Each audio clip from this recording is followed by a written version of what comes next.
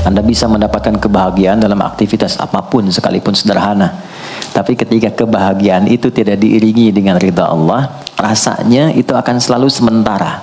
Kita butuh momen-momen baru untuk mendatangkan kebahagiaan itu.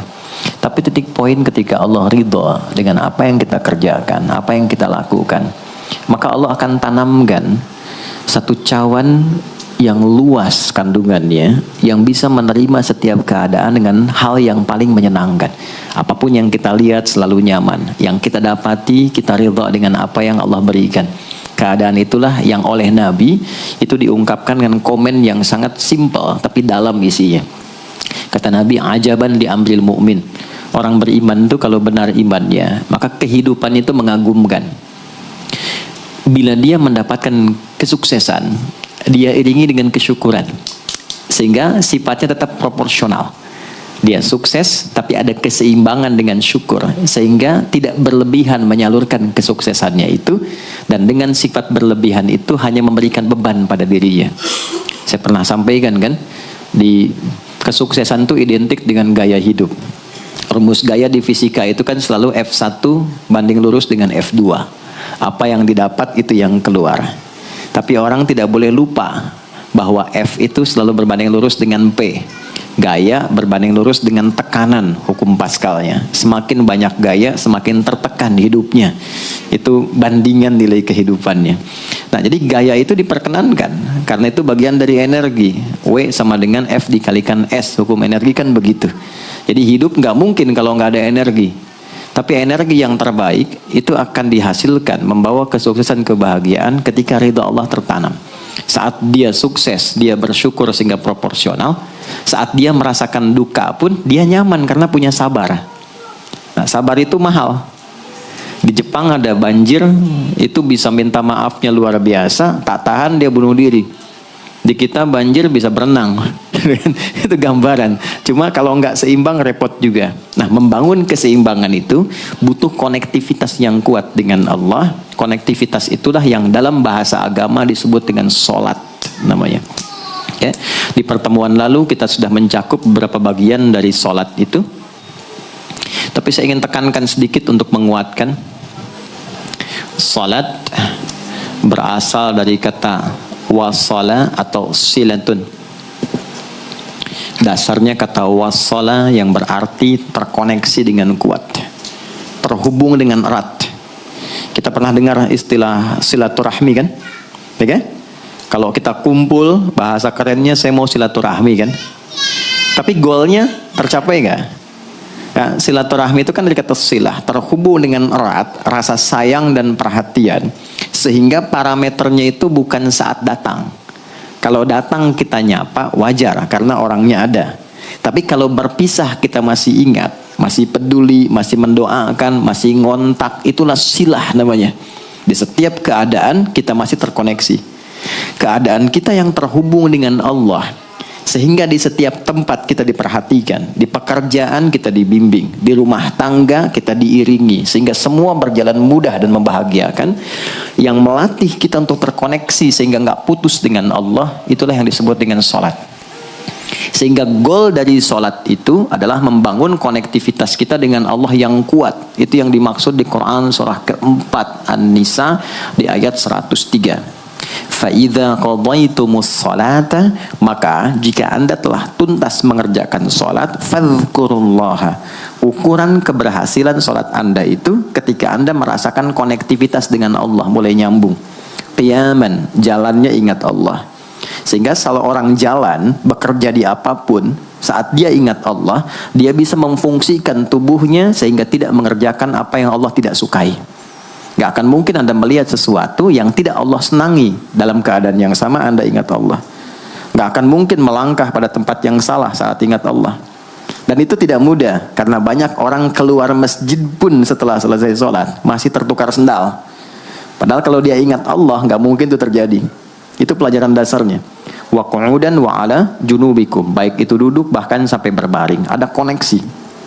Nah, jadi singkatnya, sholat itu semua gerakannya, semua bacaannya, Dari mulai kita bertakbir sampai kita salam, bacaan yang mengiringi, itu bukan sekedar gerakan hampa makna, formalitas kita bergerak dan berakhir, bukan sekedar membaca bacaan yang tidak ada isinya, tapi semua bimbingan bagaimana kita diajarkan langsung oleh Rasulullah, bisa mengoneksikan lewat gerakan dan bacaan itu, tersambung kepada Allah, sehingga feedbacknya, semua apa yang kita bacakan dijawab oleh Allah. Semua gerakan yang kita lakukan, ini hakikatnya bimbingan tentang inti kehidupan kita. Jadi di sholat itu ada bacaan, ada gerakan, ada hikmah. Ada maknanya semua. Jadi bukan kita takbir begini hampa saja. Tidak. Kenapa mesti begini? Kenapa tangan yang kanan menutup yang kiri? Kenapa bacaannya setelah itu ada iftitah, ada al-fatihah? Itu ada maknanya. Dan dahsyatnya, semua profesi-profesi sahabat dan generasi setelahnya yang belajar dengan benar tentang sholat ini, itu semua merubah hidupnya jadi lebih sukses dari apapun yang mereka pilih dalam menjalani hidup. Dan yang paling hebat, itu yang menjadikan Nabi mendapat perintah pertama bukan zakat, bukan haji, bukan umrah, bukan puasa, tapi sholat. Dan perintahnya khusus, spesial, disampaikan dalam peristiwa Isra Mi'raj untuk memberikan pesan begitu tingginya nilai sholat ini untuk kehidupan manusia.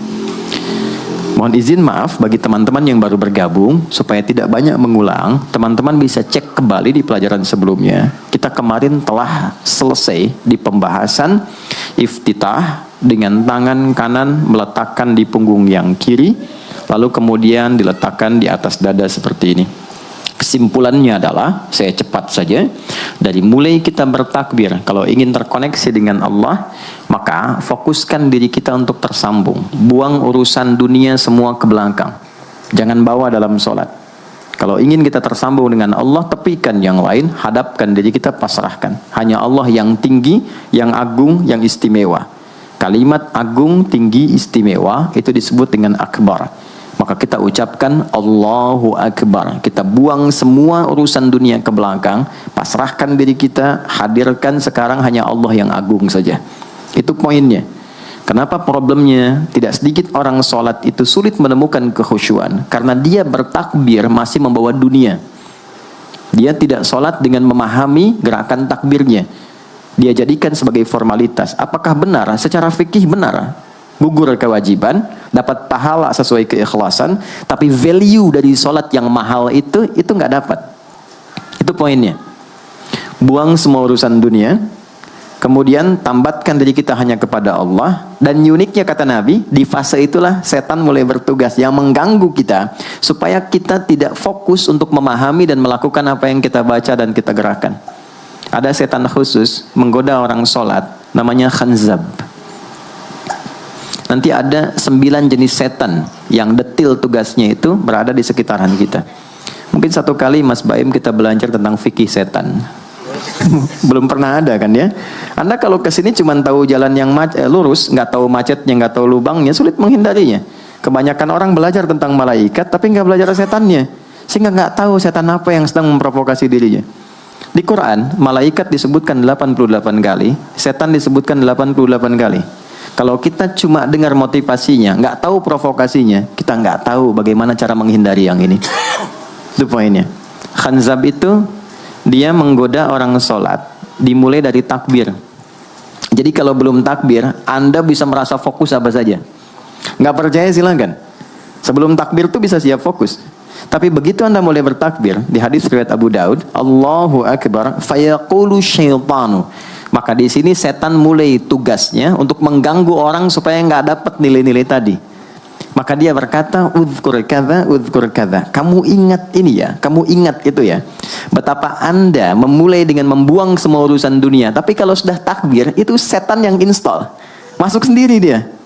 Makanya kalau nggak percaya silakan nanti zuhur tuh ya. Begitu Anda takbir, itu masuk semua. Ingat ini, ingat itu, mobil parkir di mana. Sampai ceramah saya sekarang pun itu akan masuk. Ingat ya, ada setan yang goda. Nah itu setan itu. Itu setan sendiri. Membuat kita itu begitu lupa. Sampai lihat ujung hadisnya. Hatta la yash'ural musalli kam raka'atan yusalli. Sampai nanti akan ditemukan orang sholat, dia tidak sadar berapa rakaat sedang menunaikan sholatnya.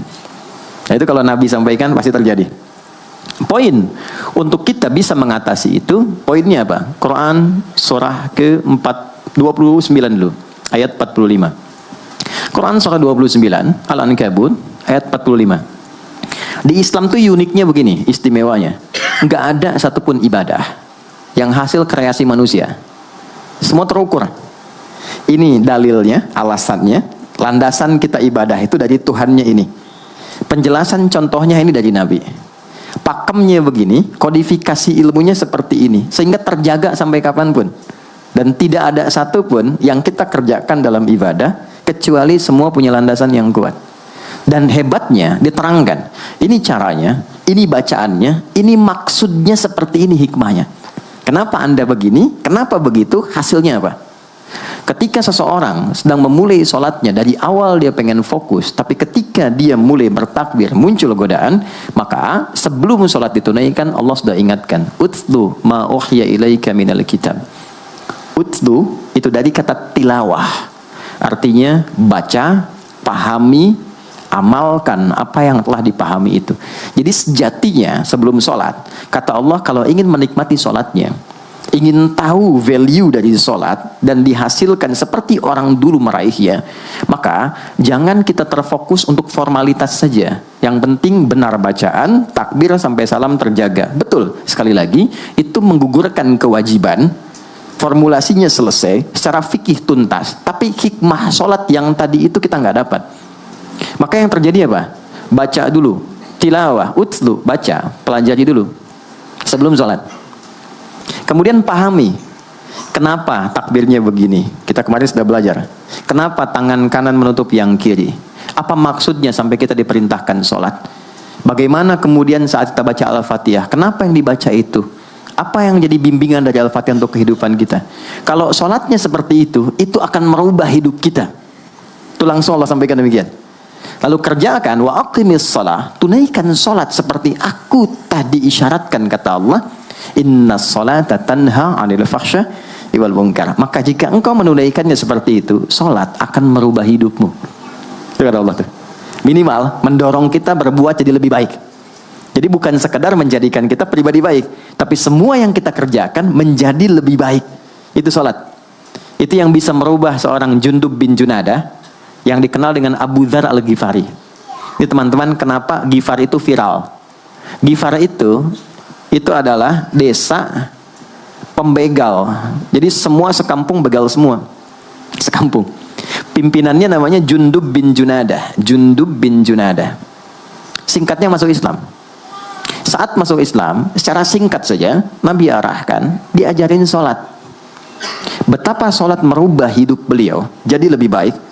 Kembali ke kampungnya, mengajarkan, singkatnya apa? Madinah heboh dengan kedatangan tapak kaki, yang ternyata itu orang-orang Ghifar. Sekampung kurang lebih masuk Islam, dan berubah jadi orang baik semua. Merubah hidup mereka.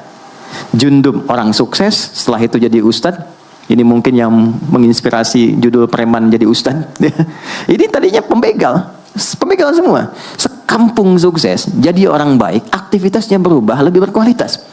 Untuk memberikan inspirasi ke generasi masa depan, bahwa kami dulu pernah begini, dengan sholat kami berubah, kesuksesan kami raih, maka diviralkanlah nama daerahnya.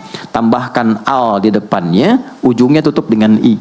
Maka dilekatkan nama bekennya, kunyah, namanya Abu Dzar. Abu Dzar Al-Ghifari. Al-Ghifari itu untuk memberikan kesan begini, saya ini dari Ghifar. Itu kampung jelek, desa tempat pembegal, tapi Islam merubah saya menjadi lebih baik. Sholat mengarahkan saya punya kualitas hidup yang lebih baik. Itu poinnya. Sejak peristiwa itu, orang-orang Islam dari manapun yang bukan Arab itu selalu melekatkan nama daerahnya untuk mengenalkan. Islam pun sudah sampai ke tempat saya. Buktinya saya menjadi baik. Ada namanya Muhammad, punya bapak namanya Ismail, punya kakek namanya Ibrahim, kakek buyutnya Al-Mughirah, yang buyutnya Al-Bardizbah, tinggal di kecamatan Ju'fah, kabupatennya Bukhara, provinsinya Khorasan, negaranya Uzbekistan sekarang. Maka karena dari Bukhara, dia kenalkan diri, datang ke daerah Arab, saya dari Bukhara. Rumus yang sama, tambahkan al di depannya, ujungnya i. Maka dia katakan, ana al-Bukhari. Itulah Imam al-Bukhari. Bukan orang Arab. Kita punya guru besar Syekh Nawawi dari Banten, Ana Nawawi Al-Bantani, Ana Ahmad Yasin Al-Padangi. Tapi kesan kota itu untuk menunjukkan Islam telah sampai ke tempat saya dan merubah saya menjadi lebih baik.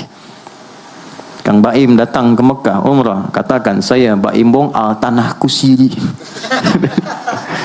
Maka kesan yang dibangun itu telah sampai ke tempat saya, merubah saya lebih baik.